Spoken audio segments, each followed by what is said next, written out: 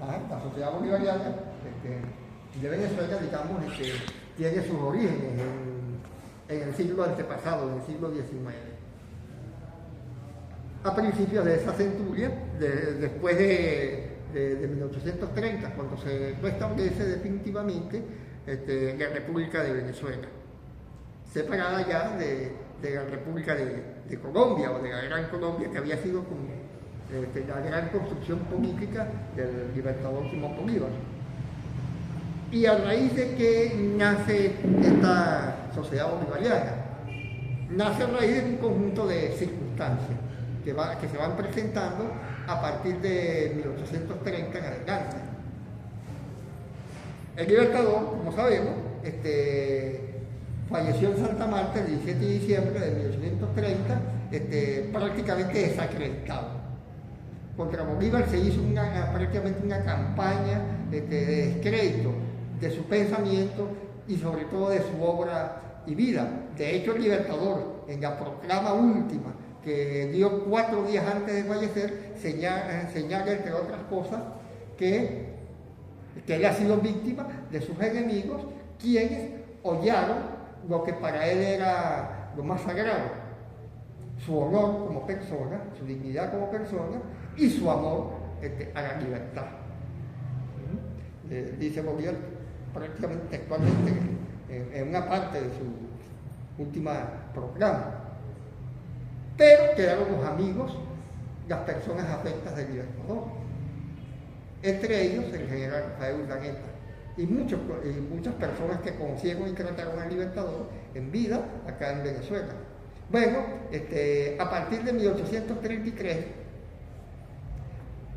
Urdaneta y otra serie de personalidades que en vida trataron al libertador se empiezan a reunir y a buscar la manera de cómo resarcir la memoria y el recuerdo de la obra y vida del libertador, y cómo rescatar y salvar para la posteridad su legado intelectual, ideológico, doctrinario.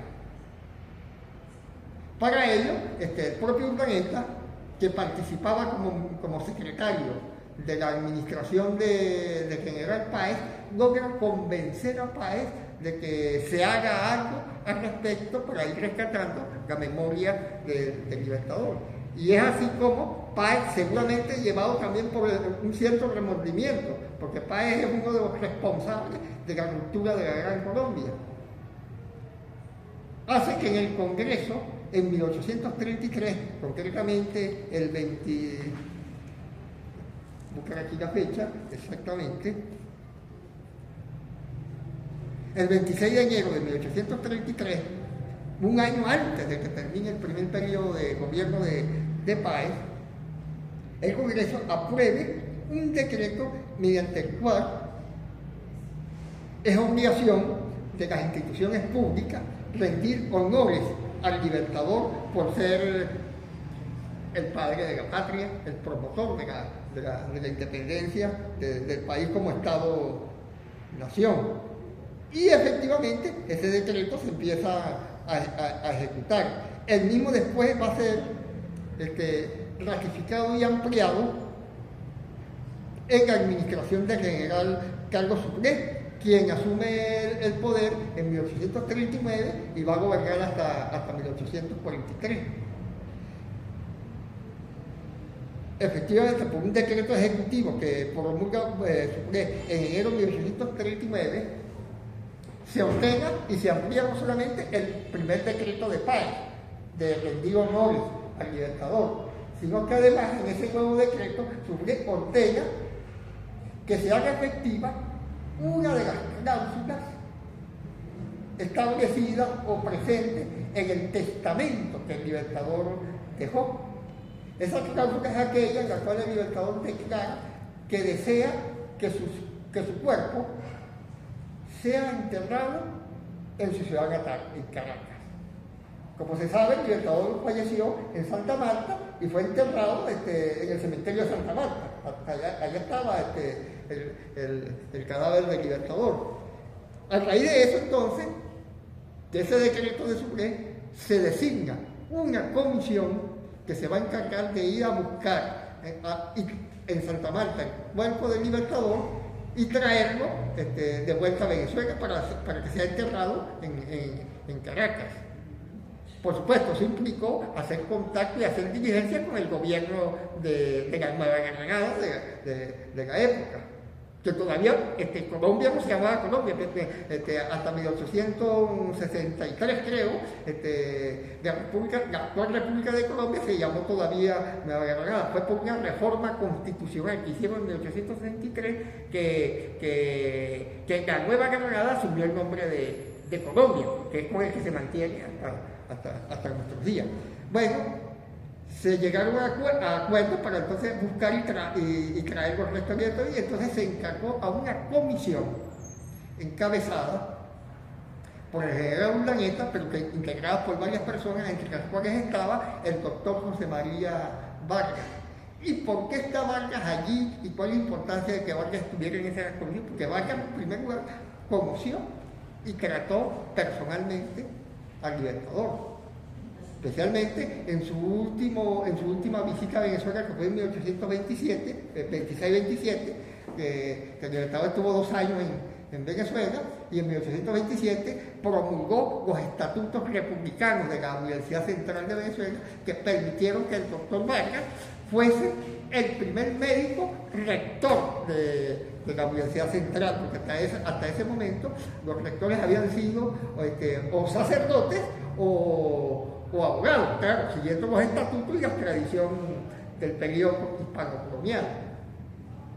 Y en segundo lugar, porque como médico, él podía fungir de médico forense que certificara que el cuerpo que se iba a traer era el cuerpo del Libertador. Y efectivamente, así se hizo, y en diciembre de 1842, todavía dentro de ese periodo de gobierno de Sucre, se trajeron a Caracas los restos del Libertador y fueron enterrados en el panteón de la familia Bolívar Palacio que existía en el cementerio de Caracas, el cual quedaba justamente ubicado detrás de la Catedral de Caracas.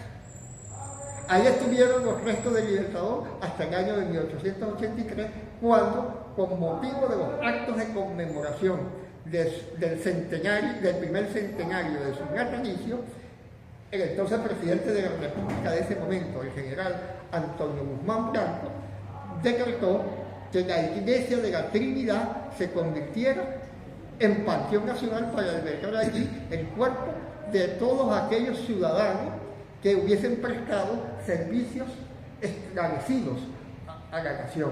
Y el primer ciudadano en ingresar va a ser Bolívar. Entonces su cuerpo va a ser sacado de la cripta de la familia Bolívar Palacio, que existía en el cementerio de la Caracas de la época, trasladado entonces a la iglesia de la Trinidad, ahora convertida en panteón nacional. Ahí estuvieron los restos del Libertador, cerca de la nave central de dicha edificación, hasta la época del gobierno del segundo periodo del presidente Hugo Chávez, que mandó a hacer aparte un espacio que está dentro, al lado del panteón, pero donde ahora reposan los restos del Libertador.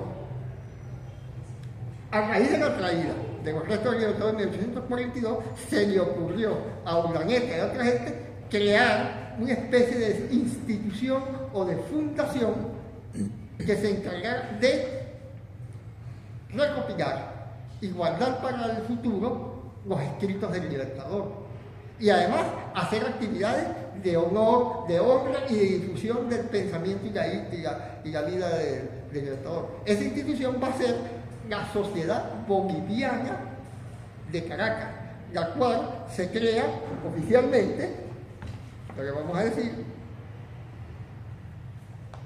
el 31 de agosto de 1843, prácticamente un año después de la traída de los restos del Libertador. Por cierto, los restos del Libertador fueron enterrados en el panteón de la familia Bolívar Palacio el 17 de diciembre de 1842.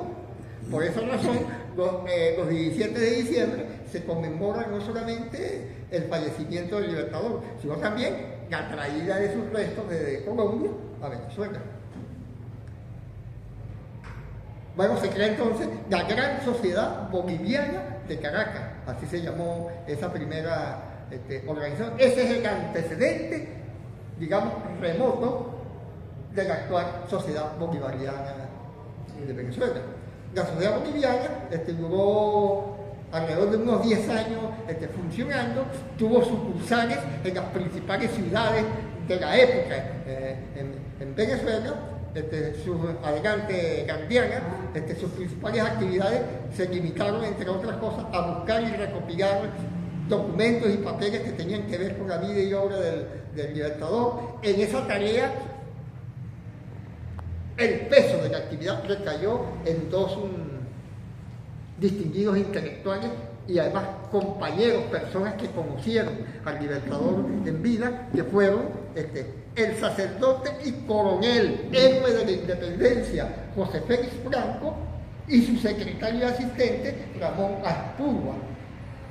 La compilación que ellos hicieron, y que fue continuación de la compilación que habían iniciado antes de que se creara la Sociedad Boliviana de Caracas, dos distinguidos intelectuales, Cristóbal Mendoza y el otro, el oriental, el de Francisco Javier Yáñez, en la famosa recopilación conocida con el nombre hoy en día de Documentos para la Historia de la Vida Pública del Libertador de Venezuela, Colombia, Ecuador, Perú y Bolivia, que es la famosa esta compilación de Franco y Aspurua, como se le conoce popularmente en el campo del gremio de los historiadores.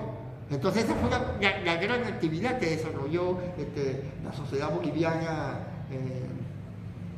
de Caracas, además de organizar conversatorios, charlas para difundir el pensamiento libertador y, por supuesto, participar de una serie de actos públicos que se hacían sobre todo en Caracas para conmemorar tanto el natalicio como el fallecimiento del Libertador y además una actividad que se había hecho en vida del Libertador, que el Libertador la hacía, que era celebrar el onomástico del Libertador. El Libertador nunca en vida llegó a celebrar el natalicio, que daba más bien juntaba el natalicio con el onomástico, que es en octubre, un día de octubre que es el día de San Simón.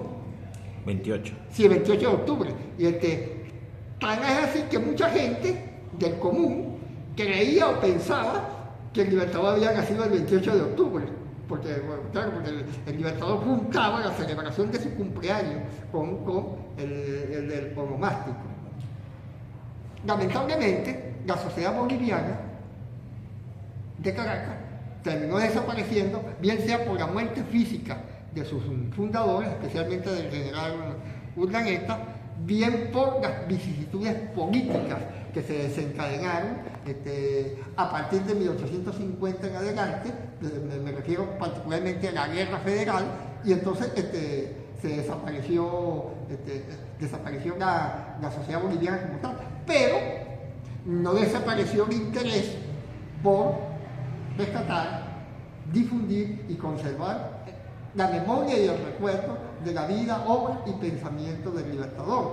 La prueba de ello es el gran acto conmemorativo que, con motivo de su primer centenario natal, organizó el general Antonio Guzmán Blanco en 1883, y que, entre otras cosas, se caracterizó, como ya dijimos, por la creación del Panteón Nacional y la deposición de los restos del Libertador en dicho panteón.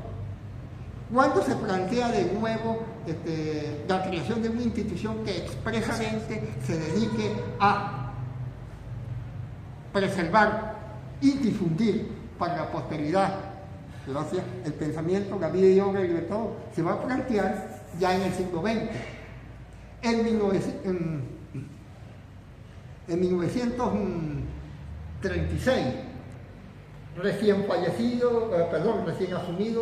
asumida la presidencia de la República por el general Eliezer López Contreras para completar el último periodo de gobierno del general Gómez, que había fallecido en diciembre del 35.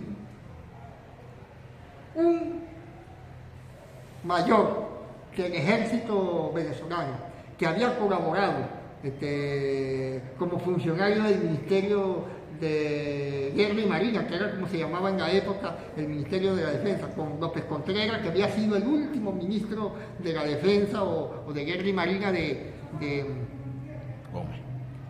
Gómez,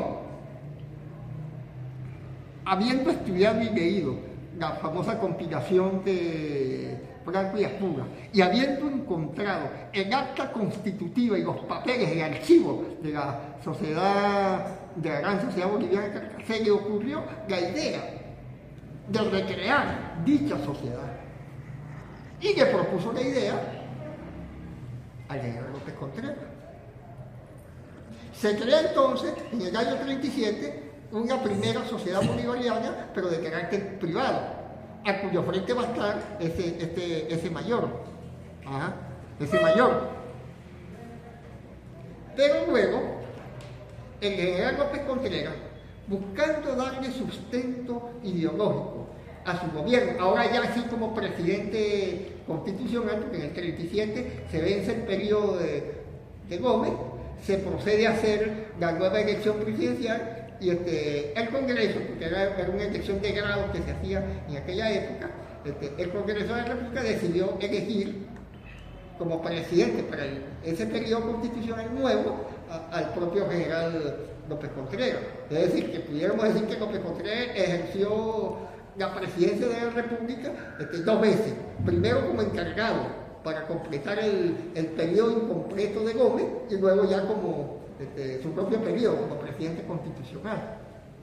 El general López Contreras entonces decide, para darle sustento a su régimen y tratar de tranquilizar y pacificar al país, porque se habían originado protestas y algunos hechos violentos a raíz de la muerte de Gómez y de la gente que reaccionó sobre todo contra aquellos funcionarios del gobierno de Gómez que se habían comportado de manera despótica y arbitraria con los ciudadanos. López Contreras toma 2 medidas.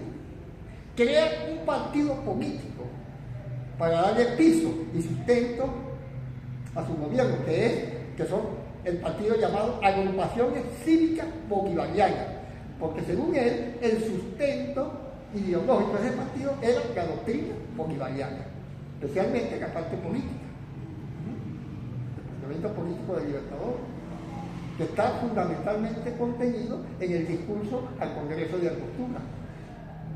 Congreso que se hizo el 19 de febrero de 1817, creo, o 19, no recuerdo cuál de los 2 años, allá en Angostura, hoy Ciudad Bolívar. Y en segundo lugar, decide por un decreto que emite, pero vamos a decir aquí, el 23 de marzo de 1938, decide que la sociedad bolivariana que se había creado por el mayor Carlos Sánchez como institución de carácter privado se convierta ahora en institución de carácter público. Y el decreto es muy interesante por los considerandos que el mismo tiene y que son los que le dan la sustentabilidad y la existencia desde el punto de vista jurídico a la sociedad bolivariana actual. Son 2 considerandos. El primer considerando dice a la letra que el pueblo de Venezuela alienta indestructibles sentimientos de gratitud y veneración hacia los fundadores de la patria y cumple al gobierno nacional estimular ese culto mediante la creación y la tutela de instituciones que tengan por objeto expreso el honrar la memoria de aquellos varones meritísimos, de tal manera que los ideales generosos que ellos sustentaron encuentren forma y correspondencia en la realización de beneficios directos para la República. Y el segundo considerando dice que el país guarda una acción social y cultural informada precisamente en el ideario político del libertador Simón Bolívar y de los próceres que lo secundaron en la magna obra emancipadora, porque ese ideario contempla la mayor suma de bienestar para los pueblos y que y que propender desde la esfera oficial a la efectividad de aquella acción es dictado de patriotismo. Y entonces dice que de acuerdo con lo resuelto en Consejo de Ministros y de conformidad con la atribución 14 del artículo 100 de la Constitución Nacional, que para ese momento es la Constitución de 1933, la última que se promulgó en tiempos de Gómez, está todavía vigente. López Contreras hará después una reforma para recortar el periodo presidencial, porque el periodo de Gómez era de 7 años, López lo recorta a 5, con esa reforma.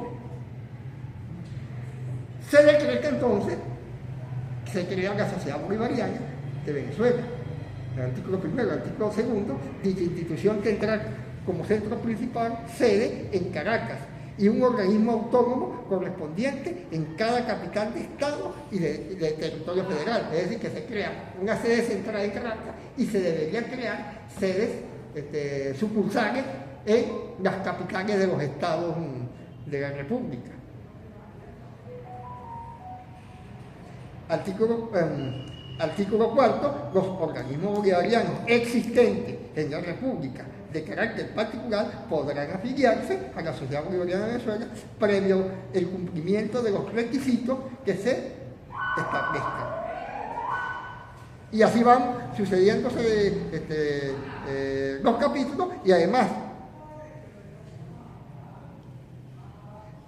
el artículo octavo establece un requisito que es lo que le da justamente el carácter público a la Sociedad Bolivariana actual. Dice artículo octavo, para la organización y el funcionamiento de la Sociedad Bolivariana de Venezuela se dictarán por el Ministerio de Relaciones Interiores directivas generales en las que ha de preverse la marcha armónica de la institución y se precisarán los objetivos de acción social y cultural que se desean alcanzar. Y el artículo 9 dice, los gastos que ocasiona la ejecución del presente decreto se pagarán con cargo al capítulo 7 del presupuesto de gasto del Departamento de Relaciones Interiores. Y esto es una ley que se ha estado cumpliendo hasta nuestros días. Es decir, en el presupuesto, que dentro del presupuesto general de la República se asigna al Ministerio de Relaciones Interiores en aquella época, hoy en día el Ministerio de Relaciones Interiores, Justicia y Paz, existe una partida para financiar a la Sociedad Bolivariana, por lo menos la central, la que está en Caracas, para que pueda cumplir con un conjunto de actividades que le fueron asignadas a dicha institución desde los tiempos de López Contreras hasta nuestros días. Se supone que a nivel de los estados, en las respectivas gobernaciones debería existir, no siempre se ha cumplido así, pero debería existir una partida presupuestaria para financiar las actividades de las correspondientes sociedades bolivarianas estadales. Ahora, ¿cuáles son esas actividades? Los estatutos actuales de la Sociedad Bolivariana, en su artículo 3, señala cuáles son esas actividades. La primera es exaltar la figura del libertador y los demás próceres y grandes servidores de la patria. Con tal propósito debe promover la conmemoración de las grandes efemérides patrias y celebrar actos cívicos para acrecentar el patrimonio moral e histórico nacional forjado por el pueblo y los fundadores de la nacionalidad en sus luchas por la libertad y la justicia. Segundo, realización de los elevados ideales de estos mismos fundadores. Para ello deberá fomentar la creación y mantenimiento de bibliotecas populares bolivarianas, revistas, periódicos, dictar conferencias de divulgación bolivariana, realizar concursos y premios bolivarianos en los centros de enseñanza y otras actividades cónsonas con este fin. Tercera actividad, fomento y afianzamiento de las relaciones de la sociedad bolivariana análoga con las sociedades bolivarianas análogas del exterior, estableciendo cooperación intelectual y cursos internacionales bolivarianos, promoción de congresos internacionales de las sociedades bolivarianas de todo el mundo, de acuerdo a lo establecido en el artículo 83 de estos estatutos. Y cuarto, acción de acercamiento hacia diferentes instituciones culturales, sociales, profesionales, nacionales y regionales, con el fin de contribuir a una mejor comprensión, conocimiento y estudio de la obra y el ideario del Libertador. Esas son las 4 grandes actividades que se supone debe cumplir la sociedad bolivariana. Pero para eso se necesitan recursos, obviamente. La existencia de una partida que garantice no solamente la funcionalidad y la existencia de la institución como tal, sino también la planificación y ejecución de todo este conjunto de actividades. En el Estado, a raíz de la creación entonces de la Sociedad Bolivariana, el 23 de marzo de 1938, se establece la primera Sociedad Bolivariana en Caracas, presidida justamente por el general López Contreras, que fue el primer presidente. Y se procedió a crear, casi que de inmediato, sociedades bolivarianas en algunos de los estados de la República. Uno de esos primeros estados fue el estado Mérida, porque, según evidencia documental y hemerográfica conseguida por uno de nuestros más queridos y apreciados secretarios de la Sociedad Bolivariana de Mérida, el licenciado Alfonso Castro Escalante, ahora consocio honorario, al igual que Argenio León, se consiguió que la primera Sociedad Bolivariana de Mérida y su primera directiva se crearon a finales del mes de junio de ese mismo año de 1938. Entonces, Mérida ha tenido Sociedad Bolivariana desde el mismo año de creación de la Sociedad Bolivariana venezolana como institución de derecho público. En ese sentido, ambas instituciones, es decir, la Sociedad Bolivariana de Venezuela, la que tiene su sede central en Caracas, y la de Mérida, pues a lo largo del tiempo han desarrollado un conjunto de actividades. Voy a destacar en ese sentido 2 grandes actividades fundamentalmente. En el caso de la de Caracas, por supuesto, la primera actividad fue buscar una sede permanente. La sede permanente es una casona proveniente de la época colonial que queda en el casco central histórico de Caracas, cerca de la Plaza Bolívar de Caracas. Es una casona que está justamente al lado de la casa natal del Libertador. Ahí tiene su sede central la Sociedad Bolivariana de Venezuela. Y ahí estuvo guardado durante mucho tiempo el archivo tanto de la familia Bolívar como del propio Libertador. Que estuvieron allí hasta que, por un decreto del presidente Hugo Chávez, dichos documentos fueron trasladados al Archivo General de la Nación, no, a la Biblioteca Nacional. Están en uno de los salones de la Biblioteca Nacional, ahora con un curador o una curadora al frente. Por cierto, el primer curador fue el general Héctor Bencomo Barrio, Tobarreño, de Mérida. En segundo término, esa fue la primera actividad en segundo término, bueno, la organización y celebración de un conjunto de actividades públicas para conmemorar las fechas más significativas del proceso emancipador de Venezuela. 19 de abril, 5 de junio, el 19 de febrero por el Congreso de Agricultura, pero sobre todo las 3 principales fechas: el natalicio del Libertador el 24 de junio, su fallecimiento el 17 de diciembre y su onomástico el 28 de octubre. Y la tercera gran actividad de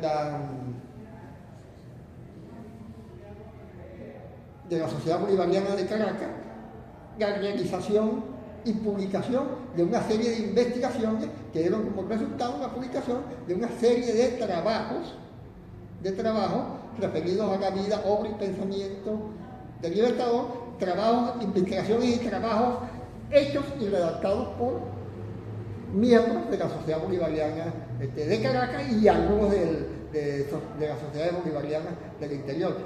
Todos esos materiales constituyen lo que hoy en día es la biblioteca de la Sociedad Bolivariana de Venezuela. Algunas sociedades bolivarianas estatales, entre ellas la de Mérida, tienen también su propia biblioteca también con textos referidos a la vida, obra y pensamiento del Libertador. Digamos que esas son las tres grandes actividades que a lo largo del tiempo ha desplegado la Sociedad Bolivariana de Caracas.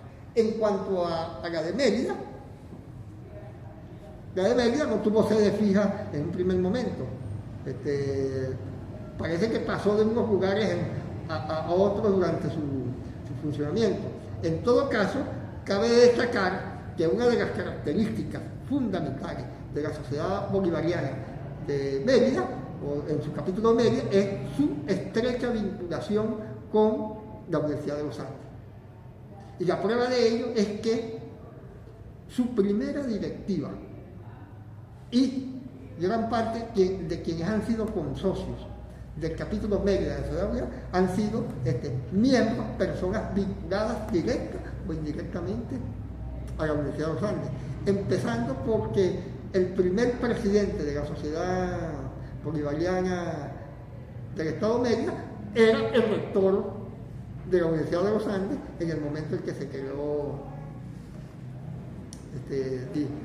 dicha institución, es decir, el doctor Pulido Méndez, Manuel Antonio Pulido Méndez, el primer presidente de la Sociedad Bolivariana, capítulo Mérida, era en ese momento el rector de la Universidad de los Andes.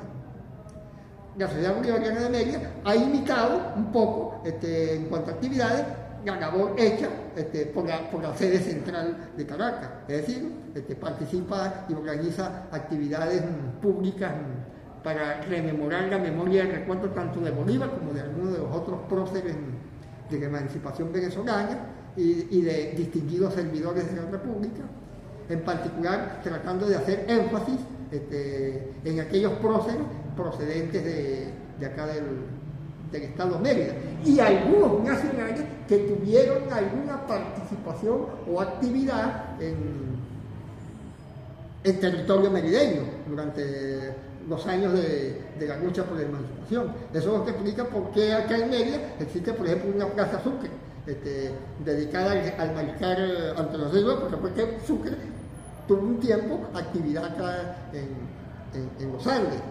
O la plaza Llano de las Patrias dedicada al monumento dedicado al general Páez. Bueno, porque Páez, antes de convertirse en el caudillo de los llaneros en los llanos de Apure y Barriga, tuvo una cierta actividad también acá en Mérida. De hecho, participó en un combate contra la fuerza realista en Lagunilla, donde me parece que Páez tuvo destacada actuación porque su acción militar decidió esa batalla a favor de las fuerzas patriotas.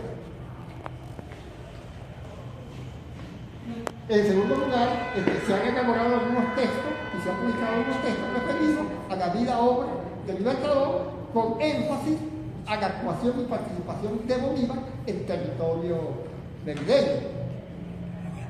Particularmente dos textos importantes. Uno, referido a la estancia y participación de Bolívar en Mérida, la autoría de Eduardo Picón Gámez, titulado El Bolívar que no conocemos. Un ejemplar, creo, no sé si habrá varios ejemplares de ese texto, está en la biblioteca Salas de Respondero, porque don Tulio y su hijo José Rafael tenían eso, un ejemplar, cada uno un ejemplar de esa obra, y además fueron contemporáneos de Picón Gámez. Se intercambiaban cosas entre los responderos como Picón Gámez. Y el otro texto son los diversos escritos, algunos de ellos publicados en el periódico El Lápiz del propio don Tulio Pérez Cordero, y que hace unos años atrás, creo que en el 2008, por ahí, 2007, el Consejo Legislativo Regional de Mérida nombró una comisión para recopilar esos escritos y los publicó bajo la forma de libro con el título de Bolivarianas. Se llama así.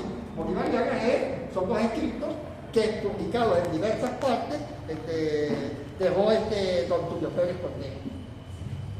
Por otro lado, cabe destacar que en el mismo año 38, como a los 2 meses de haberse creado el capítulo Mérida de la Sociedad Bolivariana acá, falleció Don Tulio. Y a raíz del fallecimiento, la primera directiva de la Sociedad Bolivariana no solamente asistió y participó de las exequias a Don Tulio, sino que sacó un decreto interno, una resolución, mediante la cual se declaraba a Don Tulio como el primer ciudadano bolivariano y epónimo, ícono de la Sociedad Bolivariana de Mérida, en virtud de la obra que él había escrito y desarrollado con relación a la participación y actuación de Bolívar, sobre todo acá en Mérida. Uno de los escritos más famosos de Don Tulio se refiere a la relación que tuvo Bolívar con el perro que le regalaron en un cuchillo, el indígena Tinjacá, porque gracias a Don Tulio se sabe que el indígena Tinjacá, que cuidaba al perro que le fue regalado al Libertador, murió peleando en la batalla de Carabobo. Los dos murieron porque de paso el perro, no se sabe si por costumbre o por instinto, participaba y se metía en los combates donde el Libertador actuaba como jefe militar. Y se ve que sobrevivió bastante, porque la batalla de Carabobo no fue la única batalla en la que Bolívar participó antes de ese combate. De hecho debe haber participado en las restantes batallas de la campaña Unigante y en algunas que se libraron entre 1814 y 1817. Hasta llegar a 1821. Supongo que acompañó a Bolívar también en la campaña de Nueva Granada, la que dio la libertad en la Nueva Granada, que es anterior a 1821. Para el perro no debe haber sido difícil, porque siendo muy cuchachero, se debe haber adaptado a los pisos climáticos que le tocó enfrentar para la campaña de Nueva Granada, sobre todo porque Bolívar cambió de estrategia. Los realistas de Nueva Granada estaban esperando que Bolívar entrara por las llanuras de Arauca. Y no, Bolívar decidió, no, vamos a sorprenderlos, a agarrarlos por atrás. Entonces se metió por un páramo que está en el estado Táchira, que es el páramo de Pispa, que cae directamente a la llanura de Tunja. Entonces, por ahí les entró Bolívar. Claro, las tropas llegaron un poco maltrechas, pero afortunadamente los habitantes de Tunja abastecieron y reacondicionaron las tropas que Bolívar traía de ellas, y por esas tropas fue que ganó las batallas de Gámeza, Pantano de Vargas y Boyacá.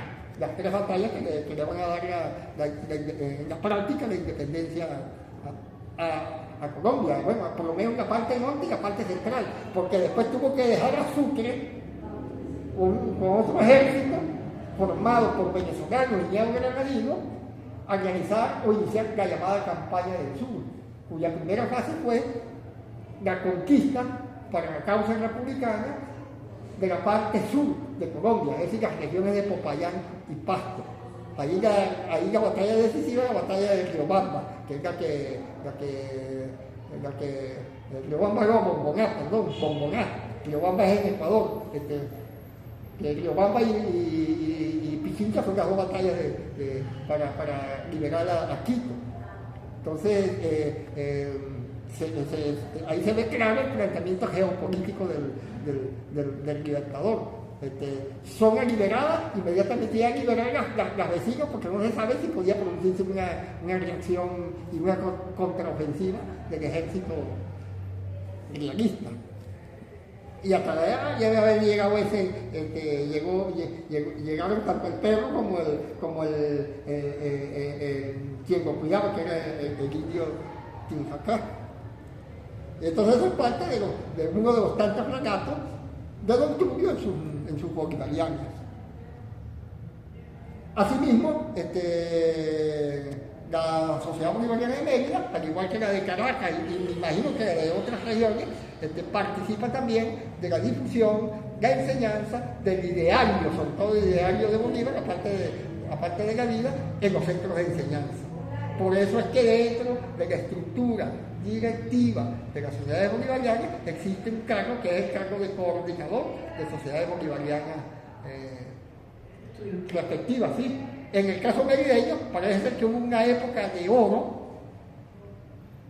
en cuanto al trabajo como centros de enseñanza, que fue obra del consorcio Argenio León, que durante muchos años ejerció el cargo de coordinador de sociedades bolivarianas estudiantiles y además fue también uno de los presidentes de nuestra institución. Y bajo su égida, pues, se hizo un extraordinario trabajo en cuanto a la difusión del pensamiento, vida y obra del Libertador entre nuestros escolares, entre nuestros jóvenes. Ese trabajo se vio reforzado en la década de los 80 y de los 90 del siglo pasado con la creación de 2 asignaturas en el plan de estudio de bachillerato o de educación media. ¿Cuáles fueron esas asignaturas? Una asignatura que fue la educación premilitar, en la cual se estudian contenidos que tienen que ver con Bolívar y con la emancipación, pero referido fundamentalmente al aspecto militar. Y otra cátedra que se llama Cátedra Bolivariana.